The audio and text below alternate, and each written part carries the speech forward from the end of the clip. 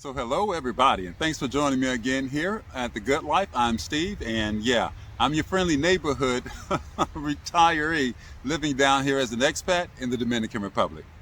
Now you're probably looking and saying, well, you know, people, you're always doing these videos about how great life is outside of the US. Just don't think it would work for me. You know, I understand why you would feel that way. So what I'm going to do today is I want to talk about the 5 major reasons so many people are reticent and have apprehension about living outside of the US, whether they're retired or whether they're still working. So let me do this before I go any further. Let me say this because I don't want you to feel like I am being cavalier or dismissive of your concerns. I believe, and this is just my feeling, that the hardest part about moving outside of the US, whether you're still working or as a retiree, it's not the move itself. It's the heart. And trust me, the same occurred with me. But anyway, let's get to those top 5. So let's walk, let's talk, let's go.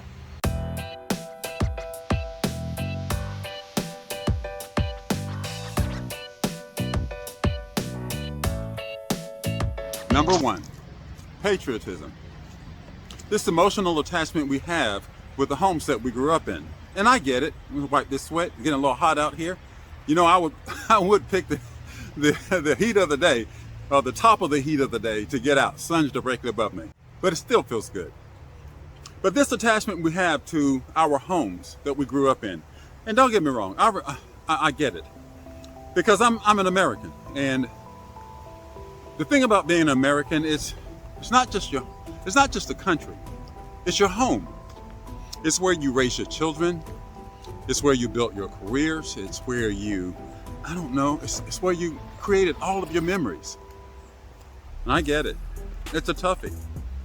But sometimes, and don't take this the wrong way, but sometimes this emotional attachment, it's more about fear than it is love for our country. What do I mean by that? Well, the fear of letting go.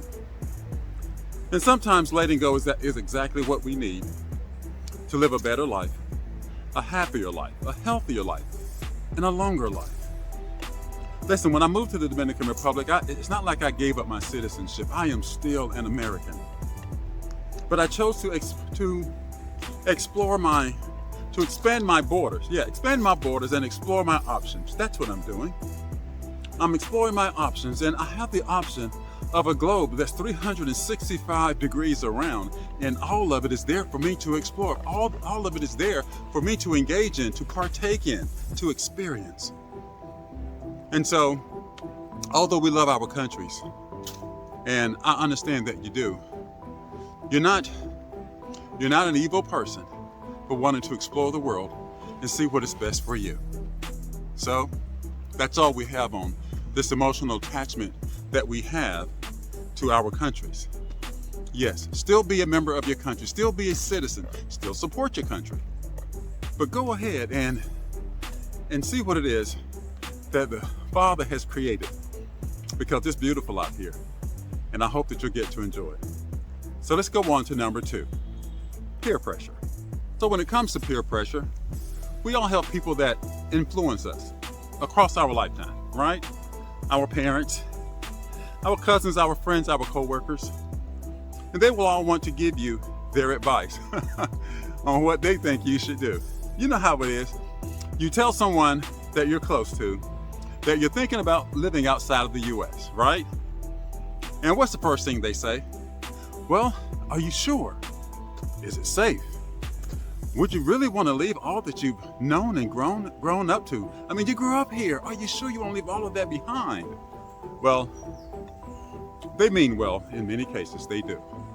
And so we shouldn't get frustrated, because what we're seeing as our future is what they're seeing as the future they have for us, right? Because here's the thing. Your retirement, it's yours. It's not your cousin Pookie's. It's not your friends. It's not your families. It's not even your church groups. It's yours. And your retirement, or even if you're not retiring, because there's a lot of people leaving the US right now who aren't retired, they're just expats. single, some families, both. And what they're doing is they're looking for a life that suits their sensibilities better. And they all had peer pressure from those around them, those people that they thought so much of for so long. And again, those people, they don't necessarily mean you, I don't know, ill in any way. They just see life a certain way. And maybe sometimes we can't understand why others don't see life the same way that we do. But we can appreciate their lives. And we hope that they appreciate the decisions that we're making when we decide to get outside of the US. So that's all we got on peer pressure. Number 3. Now, number 3, this is one that a lot of us have a difficult time with, even me. And I think I made the move a lot easier than a lot of other people. And that is losing that which we think is comfortable and living inside of our comfort zone. What do I mean by that? Well, we all live lives of familiarity. We go to the same grocery store. I would go to Publix, or I would go to Kroger. Sometimes I would go to Walmart, right? And we're just accustomed to that routine. Or maybe it's the doctor that we've been visiting for, 8, 10, 20 years. But whatever it is, these things cause us to feel that we're planted in a place that isn't really our own. It's just a place we were born on. It's just a piece of dirt that for whatever reason, the Most High decided you're going to be born there, right? And that's okay. But He didn't tell us that we have to stay there. He said in this word that the world, it says in the word that the world is the Lord's and the fullness thereof. And so if it is all His, then it is ours to explore. No, not to take from anybody, just to explore and enjoy. Now, this thing about comfort, or staying in a place where we're just familiar with, we can just be in this routine. There's that breeze again. I think I've mentioned to you guys this breeze here on this island. It's always here. It just comes by, and when I'm hot and sweaty the way I am right now, man, it's certainly welcome. But we stay in these comfort zones, and there's one thing about a comfort zone that I want to share with you, and it's quick, and that is that there is no growth in our comfort zones. No. If anything, we are more stagnant than old stale water sitting in the sink for 2-3 weeks, stuff growing in it. That's us when we sit in the same place forever. It's okay to get out here and see what the rest of the world has to offer us. There is so much to explore in this world that when we get stuck in our comfort zone, we're just the same person year after year. I remember when I came home, I was in the military, Air Force, and I came home after so many years, and I began to reacquaint myself with some of the people that I knew before I left. And what I found is that many of them were still in the same place that they had been all those years ago. They were still there. And that's not to say that I thought that I'm better than them, but I grew differently. And I'd rather grow in new soil than to continue to grow or try to grow in that same soil. It just doesn't happen that way. So it's okay to get outside of your comfort zone. Let me tell you what I have experienced here, or what this whole thing has meant to me. Sorry about that. My camera's kind of wishy-washy. Actually, whatever. Anyway, sorry about that. Anyway, what I have experienced here is a growth, and I'm learning new things. I'm eating new food. I'm meeting new people. And the experience here that I am having, it's not just superficial. It's soulful. It goes below the surface. And it's making me a better person. It's fundamental. And I hope that you'll experience it too. You don't have to come here.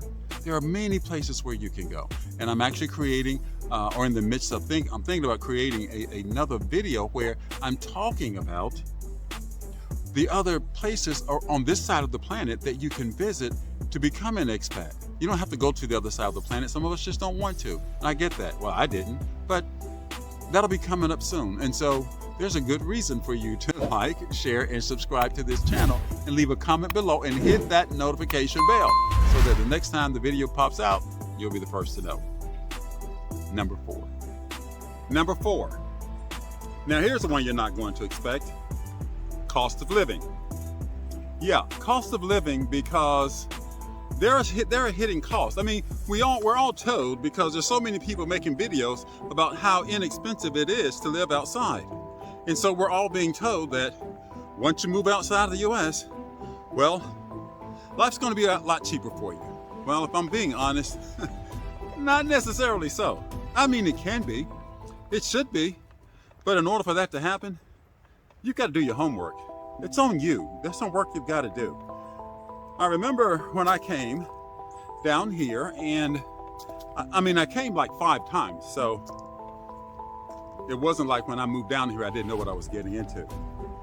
But when I came down here, I was fully aware that when I got here, forgive me if I get a little bit out of breath, this is like my 5th time around this thing, but when I got down here, I was fully aware that life can be more expensive if I'm not aware of what is happening around me, what it is I'm being sucked into, if I'm being honest. There are hidden costs when one is thinking about moving outside of the country. And here's 3 of them. 1 is the cost of health care. It's not something people talk about a lot. Or health insurance for expats. It's available to you. It's cheaper than what you would spend for health insurance in the US, even with the ACA. But it's a cost that you have to account for. Secondly, the actual relocation cost. A lot of people, when they move, they want to bring all of their household goods. I remember I was watching a guy years ago. He and his wife moved down here, and she was talking about how he just couldn't let go of so many things that he had what do you call it? Emotional attachment to. Well, the cost of shipping those things down here turned out to be not worth the emotional attachment that he had to them. So he wished he had left them, because there's a lot of expenses. There's import fees and all of that stuff. They're going to tax you on that stuff. So something you got to think about. And then housing. Housing can be less expensive. But if you find yourself trying to live in what we call tourist traps, resort areas, well, you're going to be competing with the millionaires.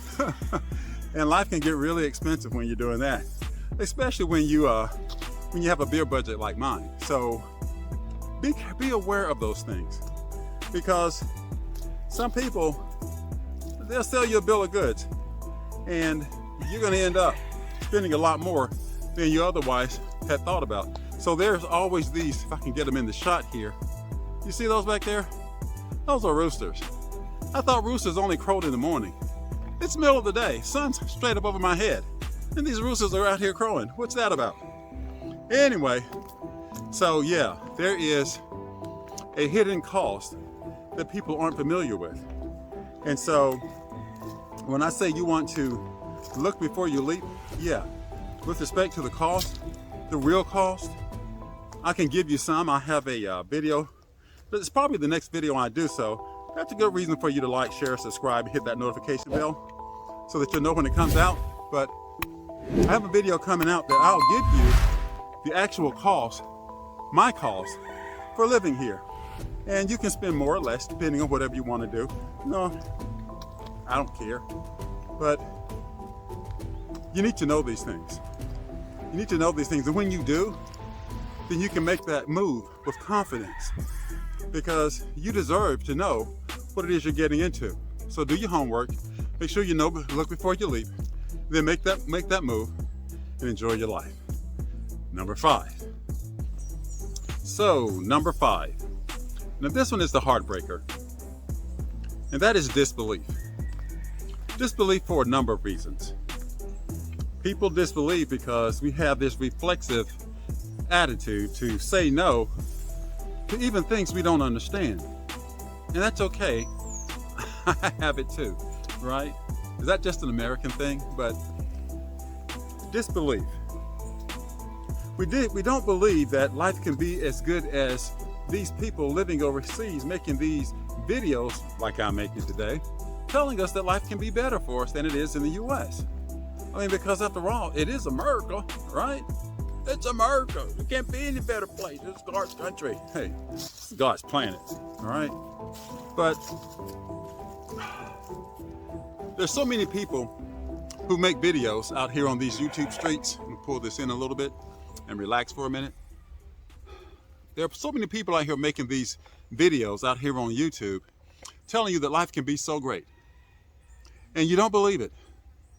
You're saying, well, all I see are people making videos about hang gliding and, parasailing or surfing and just doing all of these wonderful things. Is that really what life is like? Well, to be honest, no, it isn't.